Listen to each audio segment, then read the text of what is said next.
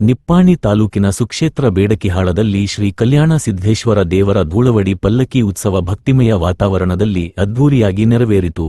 ಸಾವಿರಾರು ಭಕ್ತರು ಶ್ರೀಗಳ ದರ್ಶನ ಪಡೆದು ಕೃಪೆಗೆ ಪಾತ್ರರಾದರು.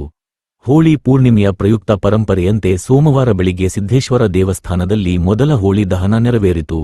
ಸಂಜೆ ಗ್ರಾಮದೆಲ್ಲೆಡೆ ಮಾನದ ಹೋಳಿ ಹಚ್ಚಿ ಸಂಭ್ರಮದಿಂದ ಹಬ್ಬ ಆಚರಿಸಲಾಯಿತು.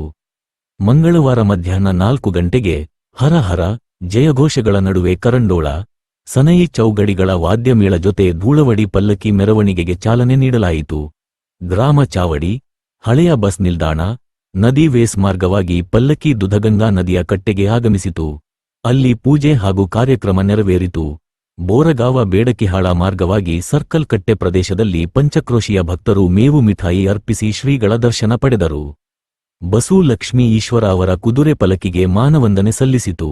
ಮುಂದೆ ವಿವಿಧ ಬಡಾವಣೆಗಳ ಮೂಲಕ ಸಾಗಿದ ಪಲ್ಲಕ್ಕಿ ರಾತ್ರಿ ವಿಜಯರಾವ್ ಇನಾಮದಾರ್ ಅವರ ವಾಡೆಗೆ ತಲುಪಿತು. ಪಲ್ಲಕ್ಕಿ ಮಾನಕರರಿಗೆ ಮಾನದ ಬೆಲ್ಲ, ಎಲೆ ಅಡಿಕೆ ನೀಡಲಾಯಿತು. ರಾತ್ರಿ ಪೂಜಾ ವಿಧಿಗಳು ನೆರವೇರಿದ ಬಳಿಕ ಮುಂಜಾನೆ ಮೆರವಣಿಗೆ ಪುನರಾರಂಭವಾಗಿ ಬೆಳಿಗ್ಗೆ ದೇವಸ್ಥಾನಕ್ಕೆ ಆಗಮಿಸಿತು.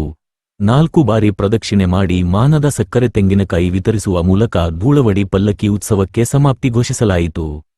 Krishna Arage, power times news, ಬೇಡಕಿಹಾಳ.